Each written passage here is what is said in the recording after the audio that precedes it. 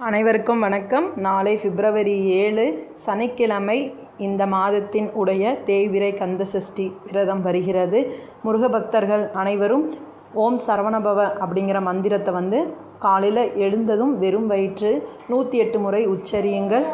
விரதம் மேற்கொண்டீங்க அப்படின்னா நாளை காலை முதல்ல நீங்கள் விரதம் இருந்து நாளை மாலை சரியாக 6 மணிக்கு 2 வாழைப்பழத்தை எடுத்து நடுவில் குழியாட்ட பறைச்சி அதில் சிவப்பு திரி போட்டு நல்லெண்ணெயோ அல்லது நெய் விட்டு தீபம் ஏற்றி முருகப்பெருமானை மனதார வழிபாடு செய்யுங்கள்.